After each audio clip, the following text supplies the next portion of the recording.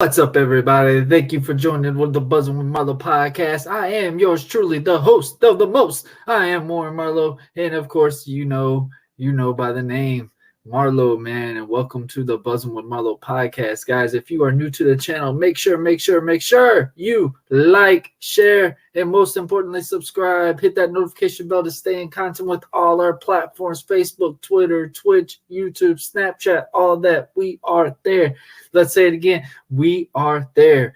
Obviously, guys, you can follow us on all audio platforms, just to name a few: Spotify, Google Podcasts, Podbean, Podchaser, Podvine, Good Pods, and all Apple platforms, and even including Pandora.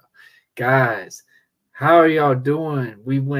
We're curing up still slowly from the Christmas break, but man, what a week we've got upon us. I will be currently, after this episode is dropped, we will be 3 days until New Year's. In 3 days, that will be my anniversary with my wife. We have been married for 6 years now, so I survived.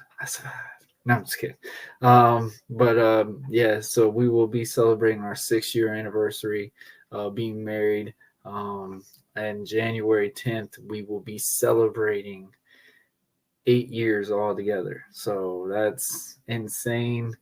Shout out to the wife. I'm not an easy person to deal with. But guys, I hope everybody's doing well. It is Friday, so that's what what it means. It is time for another episode of Buzzing with Marlowe. I hope everyone had a great holiday. I hope everyone had a great Christmas.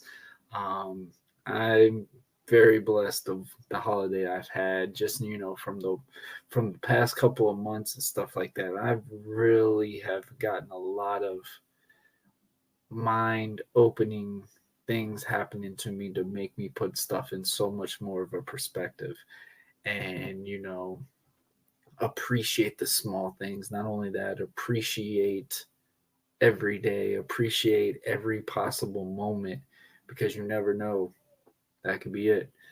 So I want to give a shout out to the family. I want to give a shout out to my son. I want to give a shout out to all his friends and everyone that has been basically holding us accountable and keeping us all in line and stuff like that. I mean, I want to give a major shout out to all of y'all. Um, this was a difficult time, but it was really cool to cap it off.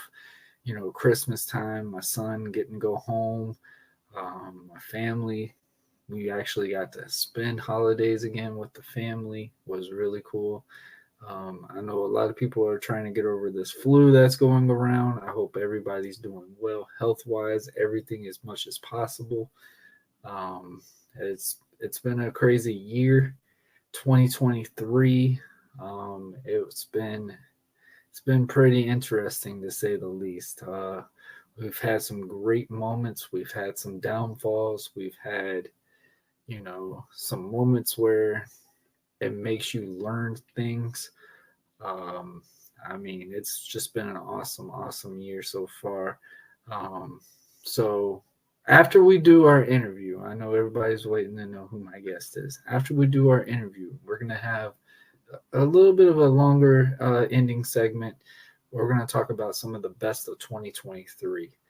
I think that's perfect for it. We're about to be on New Year's.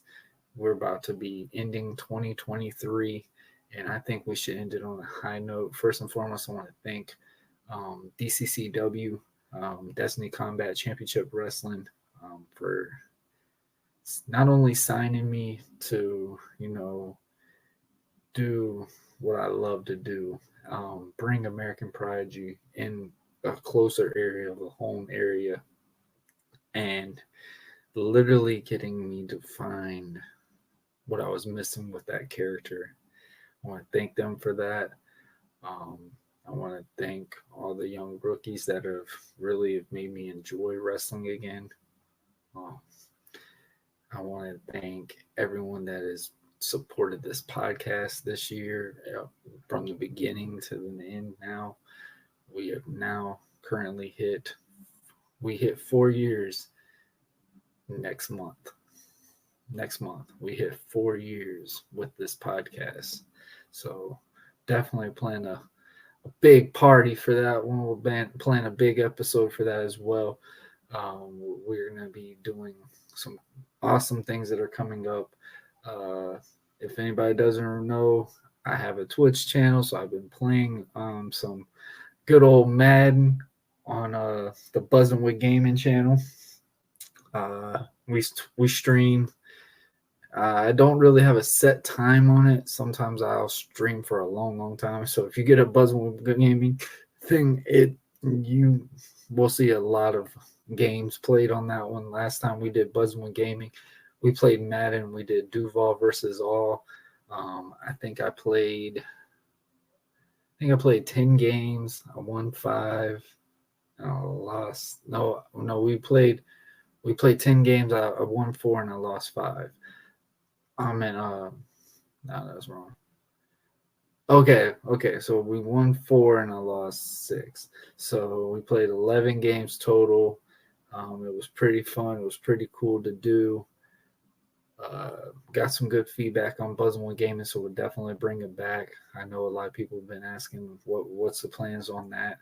We're definitely going to continue the Buzzin' with Gaming. We're going to do some watch-alongs. We're going to try to get some stuff, just some cool little content out for y'all. And I've been asked numerous times to do a blog basically of a day in the life of AP. So we're going to get that planned out and processed as well.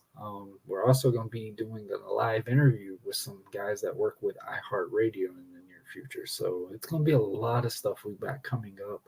I'm looking so forward to it. It's going to be really exciting. But yeah, guys, I'm not going to waste any more time. Today, guys, I know my guest, episode 152 of Buzzing with Marlowe. My guest is the one, the only, Jorge Gonzalez. All right, guys, let me tell you a little bit of the bio of my guest today. This is basically the cool tagline that is saying, are you struggling to find a new direction in your life and facing tragedy? Do you wonder how you can reinvent yourself, pursue your dreams despite the challenges that life has thrown your way? If so, you're not alone. Many of us face difficult situations that force us to reassess our goals and aspirations. In his #1 best-selling book, Answer the Call: Life Lessons from Family, Origins through Invention and Struggle, Jorge Gonzalez shares his personal journey of reinvention and offers practical insights on how you can do the same. After spending 2 decades perfecting his craft, Jorge was faced with a disability that left him unable to continue working in his chosen field. But rather than succumbing to anger and grief, he drew inspiration from his family's legacy of taking calculated risk and pursued a new path forward. Through his book and coaching with the right mindset, setbacks can be transformed into opportunities for growth, self-discovery. He emphasizes the importance of resilience, hard work, and high expectations in achieving success and reinventing oneself by sharing his own experiences and examples. Jorge hopes to inspire and empower others to pursue their true purpose in life. If you're ready to reinvent yourself, and answer the call to a brighter future, Jorge Gonzalez is here to guide and support you. Join him on his transformation journey. Discover your full potential. That's right, guys. We're going to be covering a lot of things about this. We're going to be talking about some struggles that he had with his family that made him open his eyes and not only started the book that he wrote, best #1 bookseller.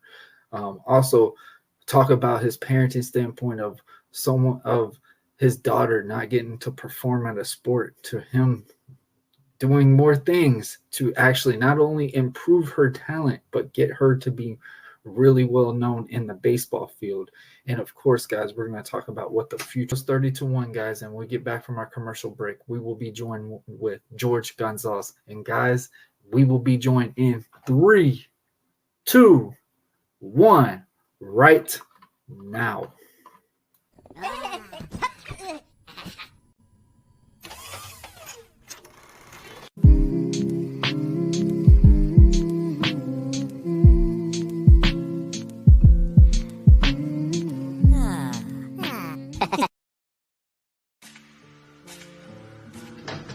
Spend time with your family? Sure I do. Good.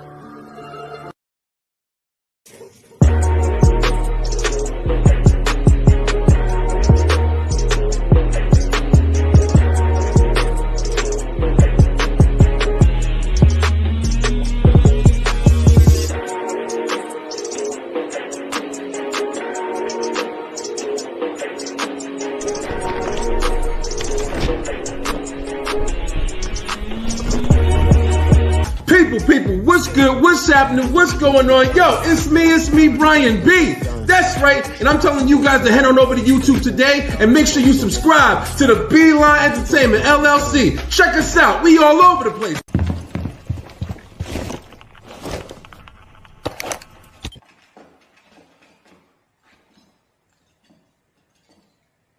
FBI, open up!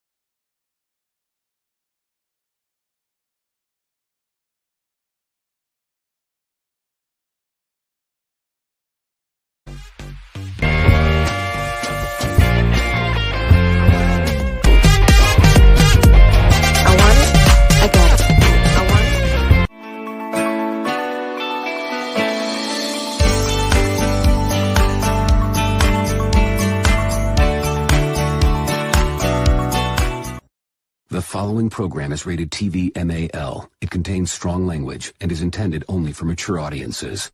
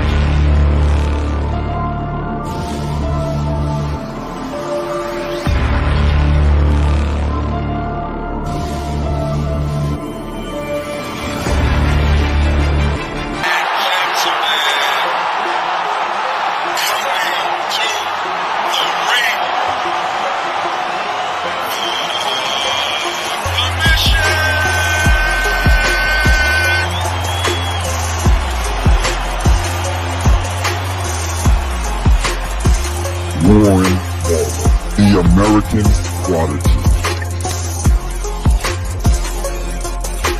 Dre on me. Oh, let me go straight my God up there. Before just having that ending. Man, WTF. And Brian B. I personally feel like Gabe made the right decision by not. I think he gained a ton of acknowledgement from their matches with Gunther, taking him to the limits and them showing that. Commission Talks.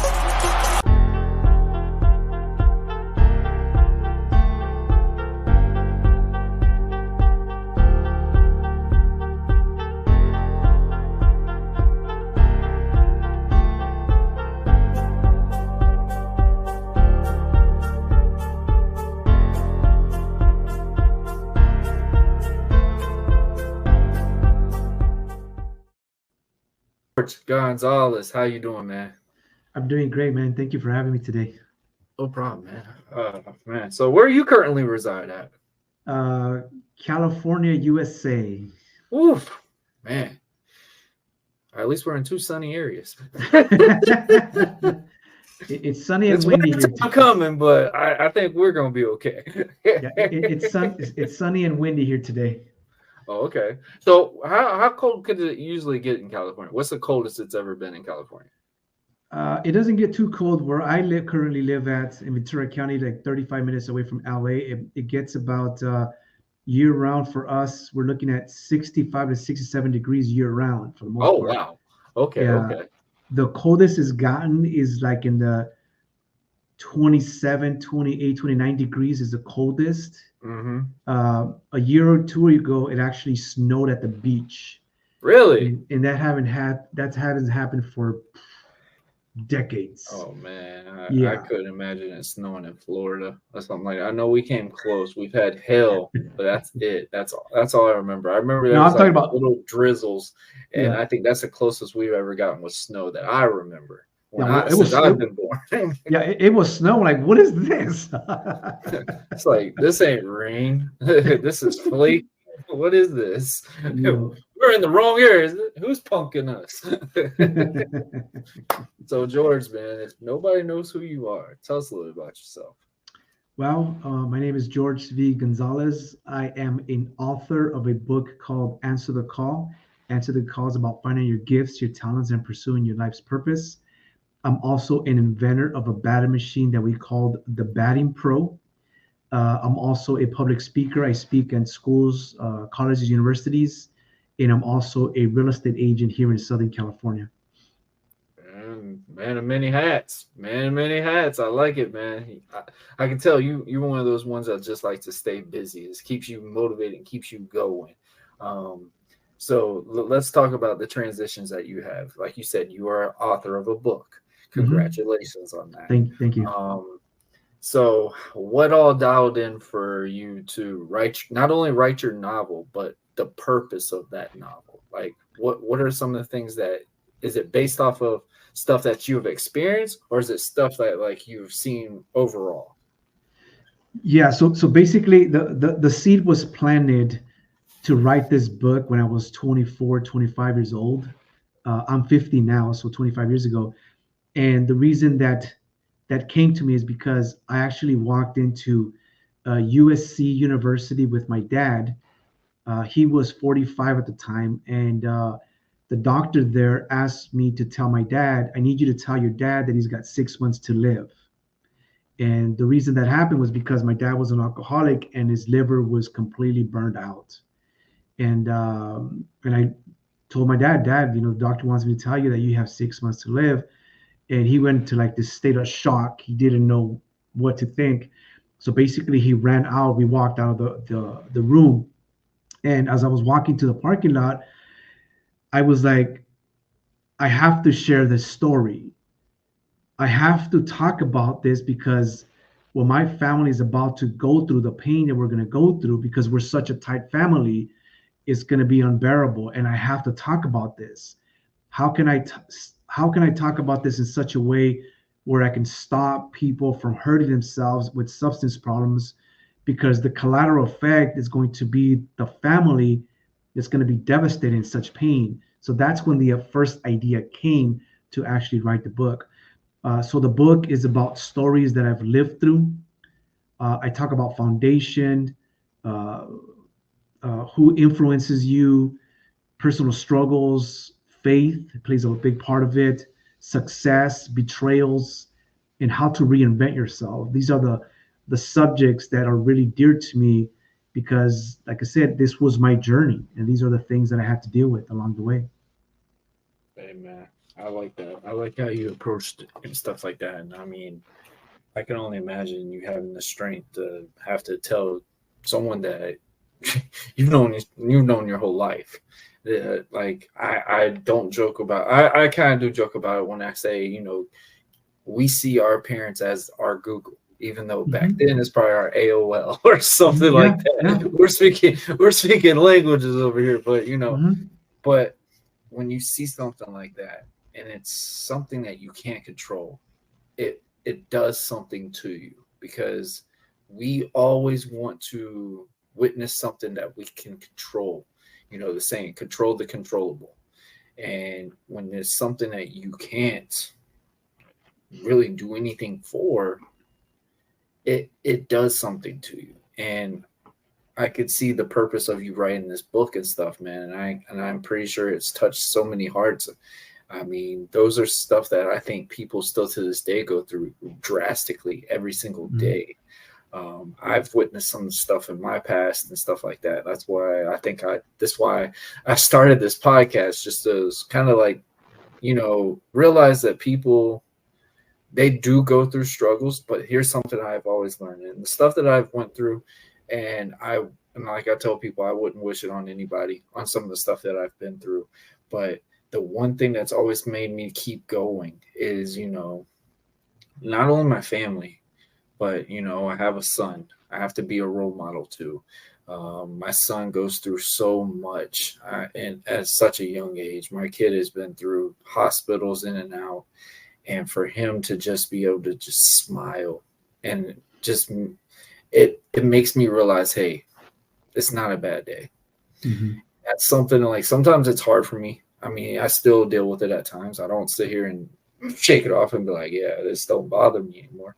But I've learned, if my son could go through this, and he's only 11, what the heck am I crying about? What am I upset about this XYZ or something like this? Like, what is it really that effectful that it needs to harm my health, harm my stress level, all this? Is it worth all this?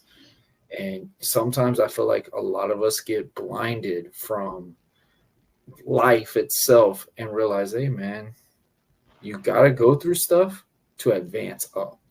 And that's something like I wish people really could take an acknowledgement on, because like I said, I've went through some stuff that people would have literally said, I ain't dealing with this. I'm out. I'm done. And for you to go through something that drastic with your father and stuff like that, and like you just said, man, he was an alcoholic. You know, if he would just drop the alcohol a little bit, maybe things could have been different. And it's sad because it's too late. And that's what I feel like, that's where the burnout moment and the anger, the resentment, everything goes, is like, you know what, man, I hear you. And I feel like sometimes I mean, I don't really talk about religion at times, but I have a belief. And I feel like we go through things like this is because it's a wake-up call. Because the door is knocking. We got to accept it. It's up to us to accept it or not. And, you know, for something like that, and I feel like even if someone doesn't believe in that, they still want to believe it at the same time because they're at their absolute lowest. So they're feeling like, I have nothing else to lose. I have to think that this is true. I have to do this. They wouldn't have these buildings here if this was no purpose. They wouldn't have this book that people praise about over and over and over again. Read these scriptures and all this. There's no reason that they would be here if this was all baloney. So, and I've witnessed that so many times where I've seen people that say they don't believe, but when something like that happens, they're like, hey, please just let that. Please give them another chance. Please do this. And sometimes that's how people want to know if they believe or not. Because they're asking instead of knowing what the purpose is. And that's something like a lot of people, I feel like, are very weakened at the knees at. Because if it doesn't happen instantly, people ain't going to believe it, or people are not going to accept it. And for you to write that book, I know that had to be very hard for you.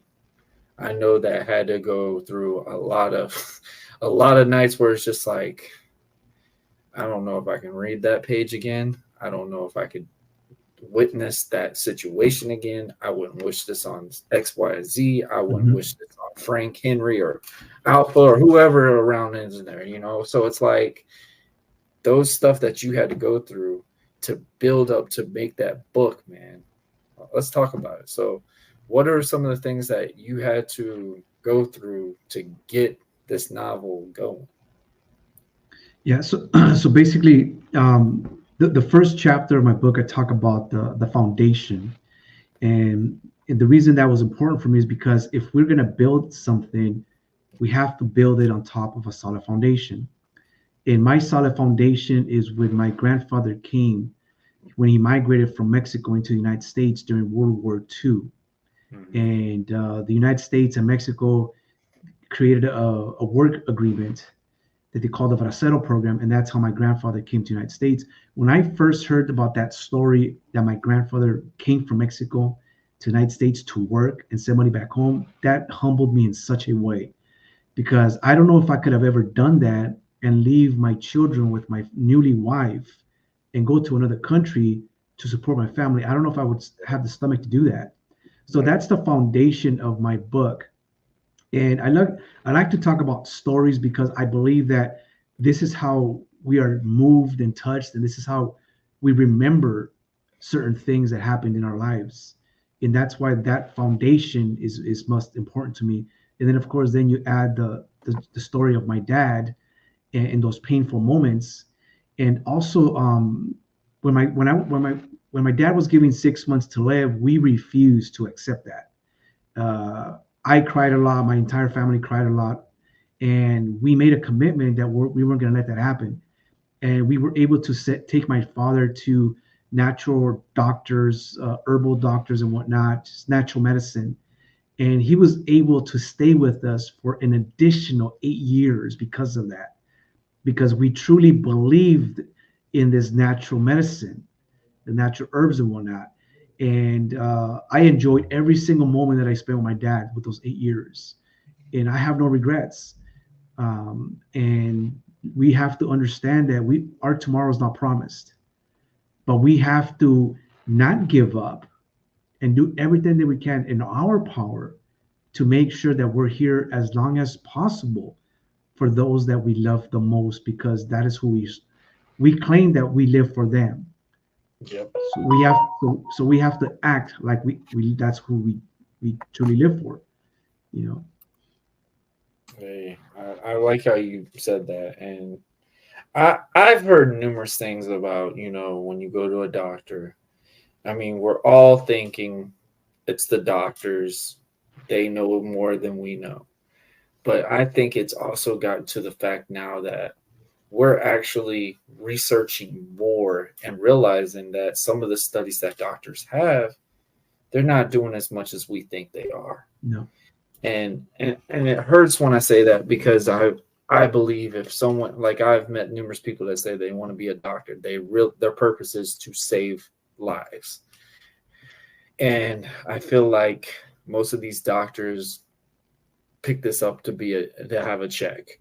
And it's really sad to say, because I mean, most doctors are thinking it as, we're not going to question them because they've went to college for so long. They've done these things, have that situation and stuff like that. I've heard numerous stories about people going to different outlets and getting more expansion on life, on survival, and sometimes cured. And I've had a conversation with my mom recently, actually. We were talking about, if I ever did get diagnosed with cancer, I literally, and I mean this wholeheartedly, I wouldn't constantly go, all right, let's go do chemo. I would not instantly just choose, okay, I want to do chemo, because I feel like if they say it helps, but it's still going to hurt you in the long run. I've seen numerous people, and I just witnessed, shockingly, a child just passing away from cancer, and she's been on chemo such and such so long. And I've seen so many people, and everybody says, you know, at a young age, they can cure from chemo faster. And I'm sitting there seeing that 10-year-olds, 11, 9, 8, dying from chemo, and I'm just sitting there, I'm like, is there another choice? Is there another way we could go in and fix this system that is going in with that? So I mean, I round of applause for y'all, man, for y'all to have 8 more years from a 6 months or 8 months or even a year prediction. And for you to get that extension, man, that means a lot. And I think it also made you feel that purpose, like, hey, man, I got to spend as much time as I can with my father, as much as possible. Oh, absolutely. I've got, you know, I don't know when that day is going to happen, but I'm gonna have my memories. And, you know, that's a big, huge milestone. So you wrote the book. I can only imagine how long it takes to get it published and stuff. I've had numerous authors tell me they've wrote 30 novels, and then they get an email saying, hey, this got published, and they realize, oh yeah, that was like a 4-year ago book that I wrote about. So I can only imagine how long that publishing story can happen. But after it gets published, it starts being a seller and stuff like that. Now you're starting to do motivational speaking. You're supposed to, now you're going to schools and talking about that. So what are some of the transitions that has happened with that? And is it a lot different going to those than writing it in a book? Yeah. So basically, I've always been this social individual, always very talkative. I've always loved being around people. I've always been a giver, a coach, a mentor, just for people around me. So for me, it's like natural. So I like to be in front of people. So wherever I can help somebody ease their pain through a struggle, or I know for a fact that in the later years they're going to go through something, I want to at least give them a heads up. Be careful with this, because this is going to happen. Because whatever pain that I've gone through, I don't want anybody to experience what I've experienced. because I've gone through quite a bit. I mean, I'm 50 years old already, so that part of it has been easy for me, and it's humbling when somebody asks me questions based on the stories that I share, and because they're interesting. And I think a lot of people, they connect with my stories because a lot of us have similar situations, similar journeys, but just a little different. We might add a little bit or remove just a little bit, but it's almost the same. But a lot of people are also afraid to speak about their story because they think they're going to be criticized for it. But the way I saw it is like, I believe that I can help somebody and possibly even save somebody, because even at the university level, I've had people come up to me like 20, 21, 22, 23 and say, George, thank you for your story. And something told me last night to be here today because I wasn't going to come to the event today. But just to be completely transparent with you, I was actually going to take my life last night because that's how bad the pain is for me through the situations that I'm going through. But just hearing what you talk about and how you overcame certain things has given me hope, has given me the ability to see my life differently now. Because I feel like if you've gone through all that you've gone through, I don't think that what I'm going through is even at that level. So how can I clock out? And when they say stuff like that, I realize and confirm that my purpose is much bigger than just me. I'm really here to touch lives and really guide people in their journey and maybe stop them from hurting themselves, because a lot of people do. Because I was there too. I mean, I had suicidal thoughts. I was in depression, and I talk about this on stage. I mean, we're not immune to that. We all go through that, but it's really how we handle that, and how we handle that is always based on the foundation that we build for ourselves. So we have to build a foundation that whatever happens, we're not going to give up, because we're building on a solid foundation. And I think that's very important. I like how you said that, man, because I mean, have you ever had those times, and I went through this when I was wrestling, and you go through the motions, you're just doing the reps and stuff like that. And I mean, you're constantly on a grind. Like with you have that many hats that you have, you're constantly on the grind. You're boom, boom, boom, boom, boom, boom, boom, town to town, college to college, stuff like that. But when you get those people to visit you and personally talk to you at the very end, like sometimes you're in robot mode. I can't even lie. I feel like I'm in that robot mode sometimes too. And, it's so funny the way how this podcast has grown from me just getting bored on COVID time, getting tired of the BS news. And I felt like, you could have so much more fun doing this, because guess what? At the time, this is 6 feet obviously away from everybody. So, you ain't getting no germs from chatting on the web chat type scenario. So it's like, it's so crazy how much my adaptation has come with the shows, is because I went from, just escalating from my character. And then when you have someone come in to personally talk to you and tell you that you personally changed their life, me being a red, white, and blue character, getting beat down left and right, but finding a way to win at the very end. For someone to come on to tell me that their son just beat cancer, and his first wish was to come see me perform because he's seen me from the beginning that I started. That did something to me. And it was even crazier. His name was my son's name as well. So it was like I had to kind of like still keep the identity safe at the time. But it was like, it struck me so different. And I was just like, wow, this is cool. Like, it made me realize, how did I get into wrestling? Why did I love wrestling? And, when I was watching The Rock and all those guys, like they were my superheroes. Mm-hmm. I'm a big superhero guy. And, to get that moment, and we all have that as a dream. Like you want to be a hero in someone's story.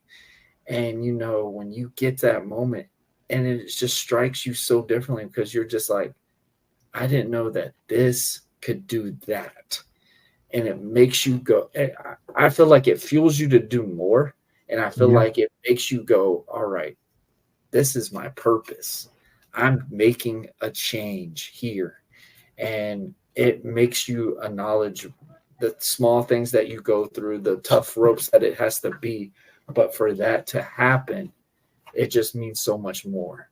So I praise you on that, man, because like I said, man, I've had those moments where I just was in robot mode at those times, and I'm sitting there like, okay, guys, I know people ain't probably going to see to me after the show, but, you know, hey, thanks for coming. Appreciate it. But when you have those line of people coming in, you wanting them to sign your shirt, doing those things, it just does something special for you because it's like, wow, they paid to see me.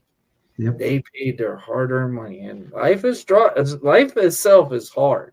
And one thing when we always talk about the purpose of showmanship in wrestling is what can we do for 2 hours to 3 hours, whatever, to make somebody's life in a fantasy world, like make feel like they're at Disney World or something. How can we entertain them, make them escape what they're going through in life for that solid 2 hours?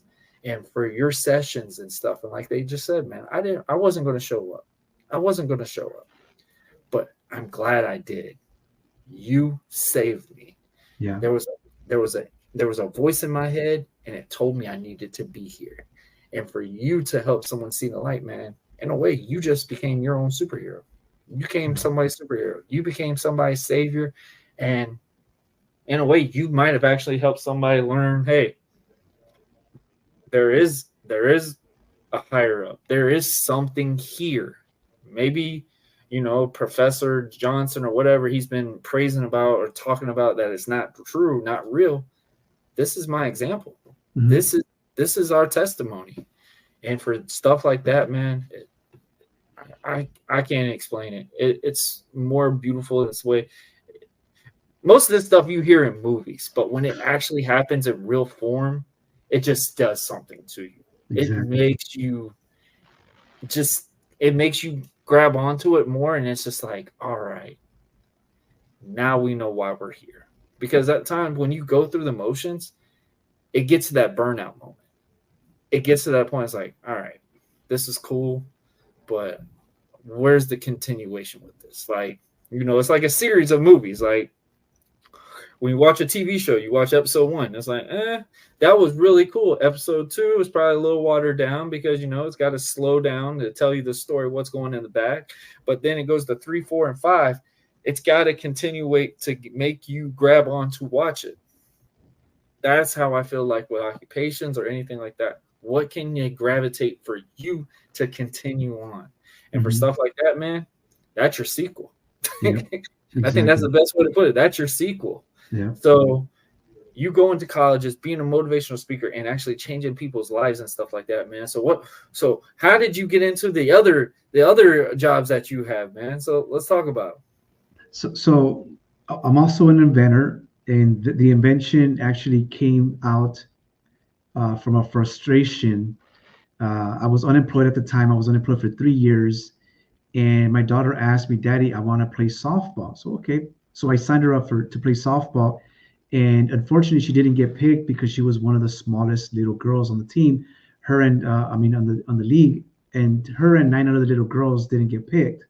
So I approached one of the parents. I go, "Look, my daughter clearly didn't get picked. Neither did yours. My understanding is you coached before, and if you commit yourself to be the coach, I will be your assistant coach because for my daughter not to play, that's not an option for me." I saw it in her eyes. She wants to play. And he agreed. So I actually became the assistant coach. And out of the frustration that I wanted to make sure that my daughter was a good player, I went out shopping for a machine to get her up to speed, but I couldn't find what I was really looking for. So that I went to sleep one night and I woke up at 3 o'clock in the morning. And when I woke up, I had like this image in my mind about this machine. And I sketched it out and I went back to sleep. When I woke up in the morning, the sketch is right there next to my bed. I'm like, wait a minute, this wasn't a dream. This was real. So that day, I dropped off my daughter at school. Then I picked her up, and then she walked into my home office and she said, "Daddy, what is this?" I go, "This is a machine that I came up with to help you with your batting, with your batting and stuff like that." She's like, "Daddy, well, shouldn't it have this? Shouldn't it have that? Shouldn't it do this?" And at that moment, my daughter became the co-inventor of it. She was going to be almost 12 years old at that time. And so I built a prototype, and my daughter became a 5-time All-Star, 1-year Rookie of the Year, 1-year MVP because of that batting machine. And she also transitioned from slow pitch to fast pitch in high school. And her freshman and sophomore year, she was playing the JV team, all because of this batting machine. So that's how I became an inventor of a batting machine that we call the Batting Pro. Those are awesome. Oh man. Oh, sorry. Ooh. That's all right.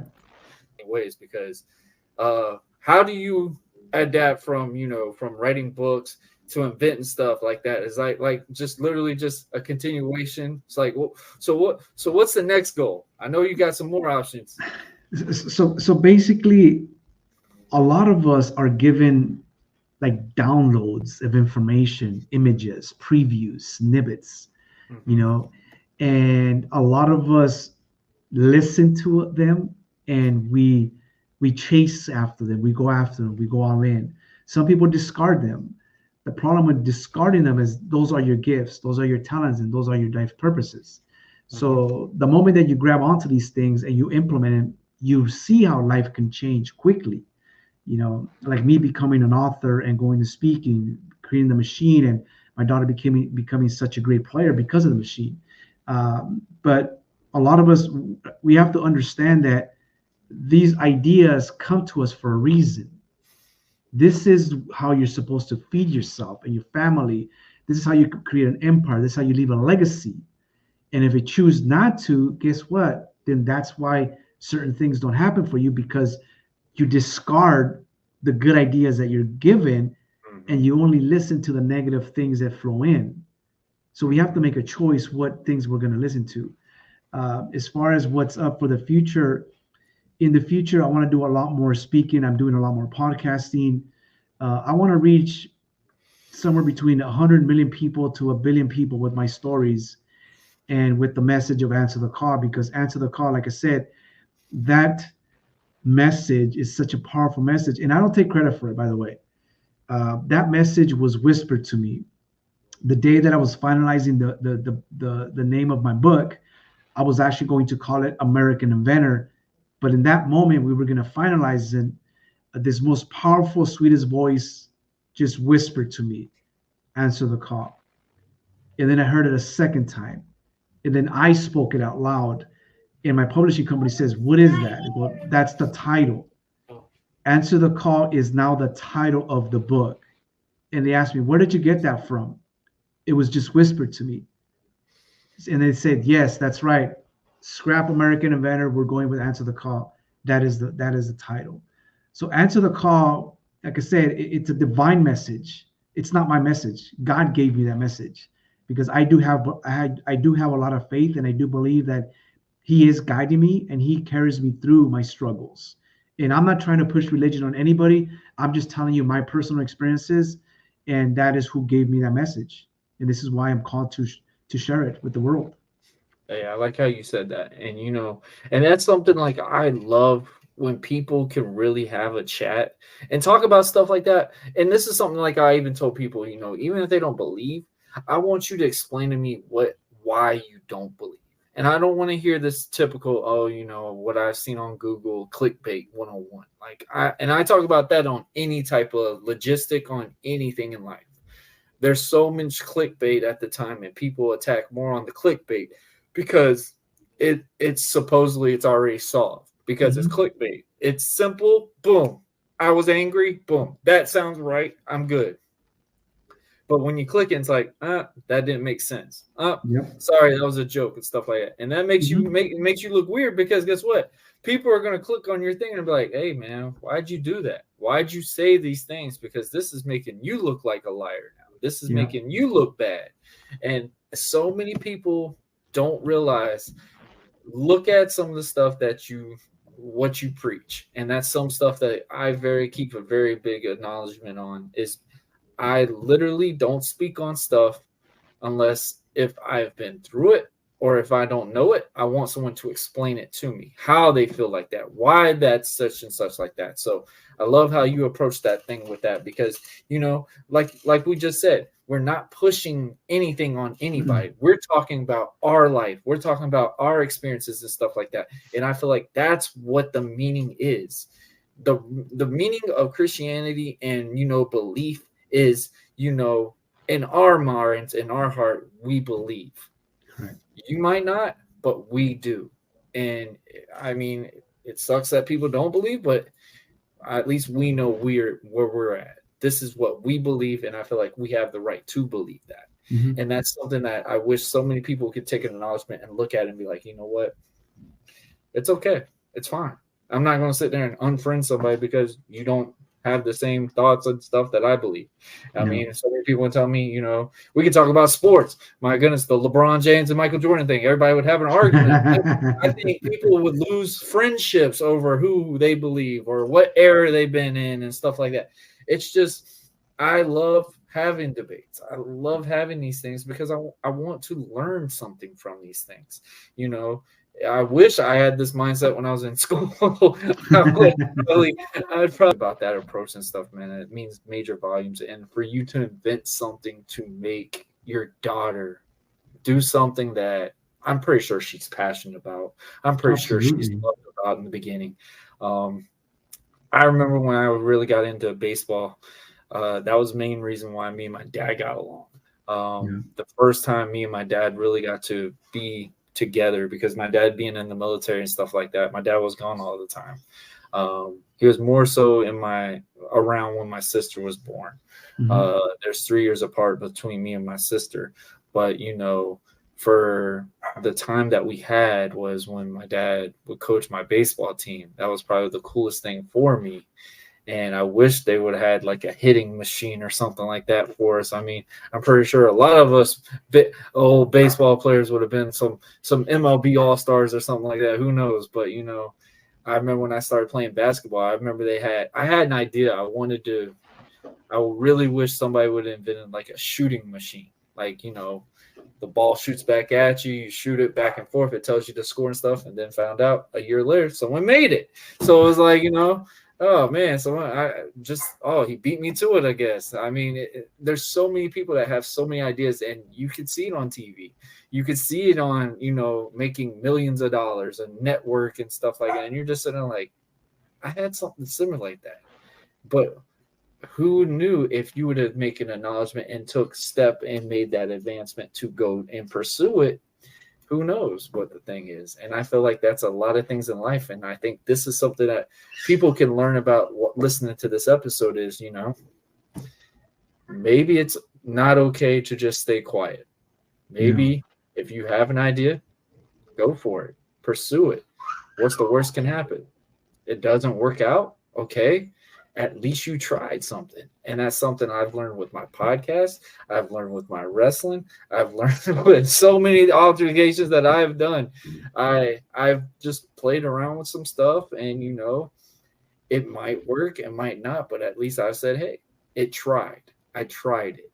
And that's something that I wish so many people would take that ownership to do, because, you know, they got these people to talk about, man, I wish I was a millionaire. I wish I was this. And I always struck kids when I said this to kids about it. I was like, do you really wish that you were a millionaire? They're like, heck yeah, I had the biggest house, the nicest car, stuff like that. And then I said, how long do you believe you would be a millionaire? And they're like, what do you mean? I'd be endless. I have money for days. I would never be going out. I'm like, but what would you do? Would you work or something? Heck no, I have $1 million. I don't need that. And I'm like, so you're just going to spend it until it's over with. And it struck them differently. They're like, how can you spend $1 million so quickly? I said, well, you just labeled it out. A house, cars, jewelry, everything you see on TV is something that you want in that lifestyle. But I also said, would you take that acknowledgement and pursue the drive, the hard work and effort to get that? They're like, I don't know. And I said, well, that's probably the reason why you won't be a millionaire. Exactly. And that struck them in a rough way. And it took them in a mean way at first. But then they realized, like, okay, that was interesting. I didn't see that. I could understand that perspective and stuff like that. So, I mean, it just strikes a lot of people differently. And they're like, wow, that is so cool in ways. So, George, we're almost at the end of the episode, man. So is there any last words you want to say? Any major shout outs, guys? The links are below. Check his book out. Check out this man. And if you're in college, man, hit this man up so he can visit your university and possibly change your life. So I just want to say that, I mean, we're all going to go through struggles, every single one of us. We're not going to make it out of this life without that. You know, there's going to be some very painful events. And as much as we don't want those events to take place, they're going to happen. But it's going to be about us. How much do we believe in ourselves? How much do we believe that we are capable of doing something much bigger and something more greater than what we've really have believed in the past? You know, it's about reinvention. We're going to have to reinvent ourselves every single time. But every time we reinvent ourselves, we're going to take forward knowledge and wisdom. So we're not going to start from scratch no more. We're going to start with the solid foundation, which is our previous experiences. You know, so always keep in mind of that and always remember that. And even though it's rough today, that doesn't mean it's going to be rough tomorrow.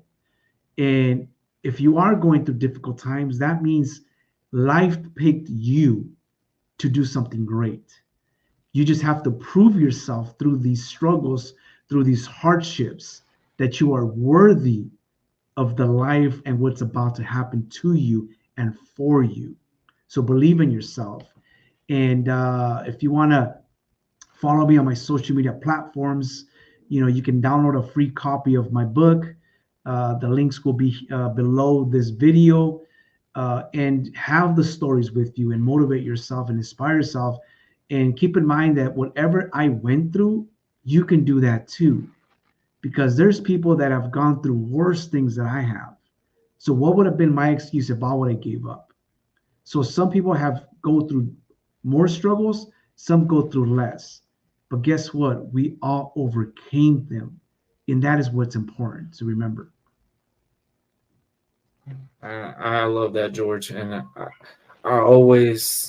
have a motto in my mind every single day. And, you know, some of the stuff that I've went through.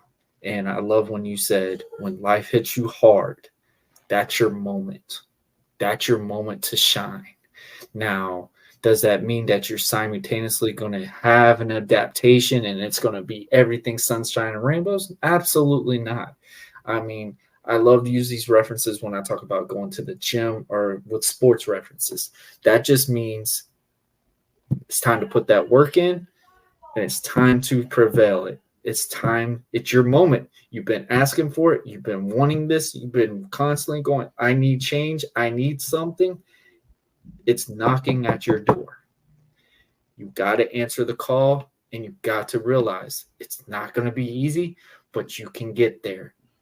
But you have to keep consistent and you got to just keep working at it.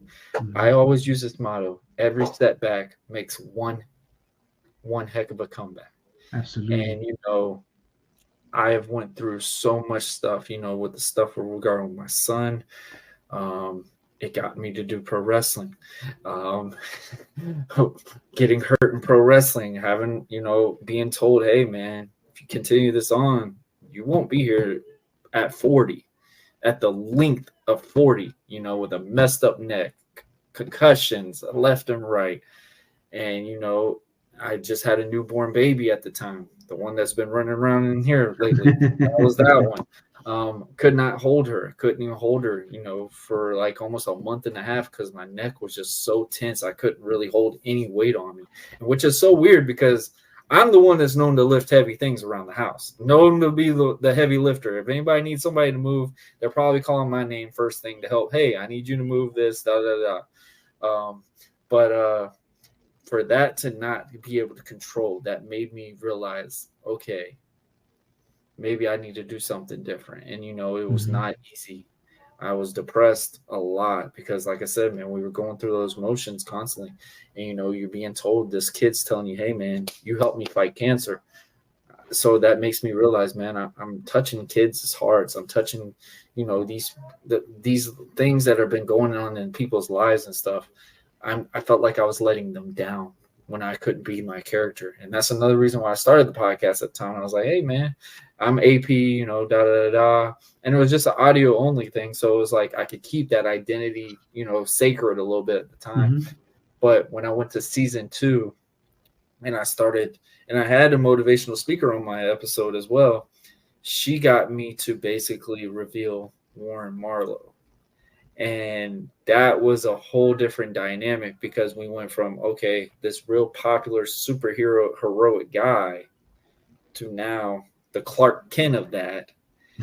And basically people wanted to know more of the Clark Kent character and knowing what went on in his life, because that one's relatable and also motivation and at the same time, because I've had people with numerous emails with me, talking about, they've went through certain subject or something like that, and they're still going through the struggles with it. How did they conquer it and stuff like that? For me to conquer mine, it helped them figure it out, stuff like that.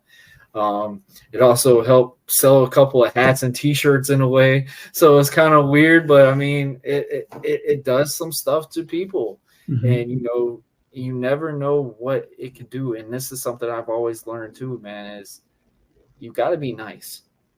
You never know what that one smile or what that one hi, just acknowledging somebody, could do for someone.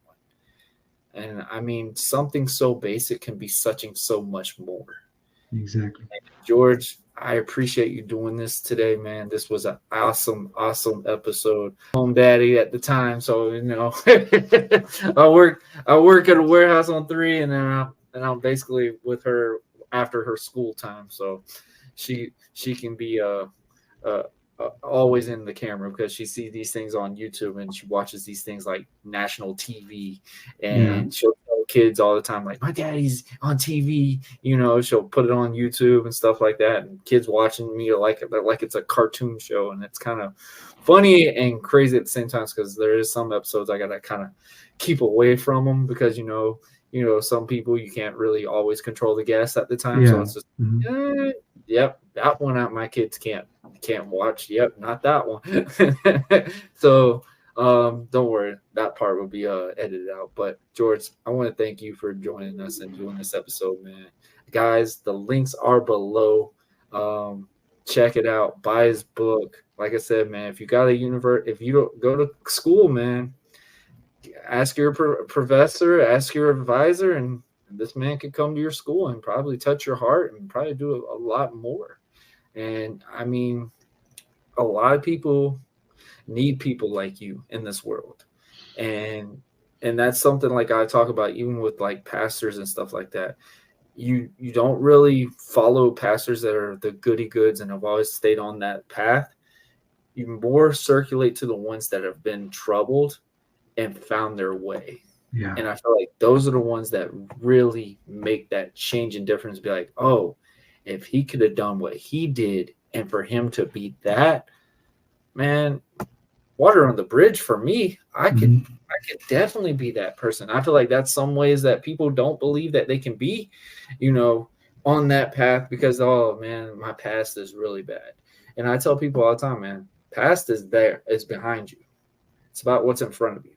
And and I feel like that's what really affects a lot of people nowadays. And I feel like that's what hurts the people that are in the public eye. I mean, you can be at the public eye right now, and 2 to 3 years later, they don't even know who your name was. And I mean, it's sad, but I mean, you gotta be in that mindset for yourself.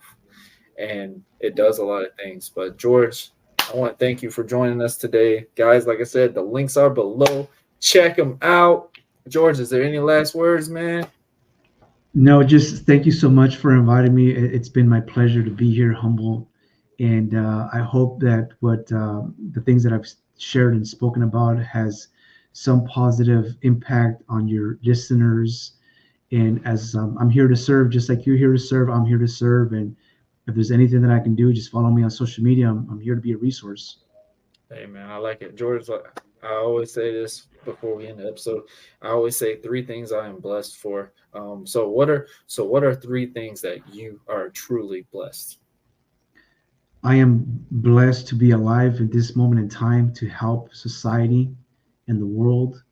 I'm blessed to have my daughter that she just graduated from Long Beach University, and she's becoming the individual that I knew she was capable of becoming. And then I'm also blessed to have the health that I have and to be able to around the people that I love the most.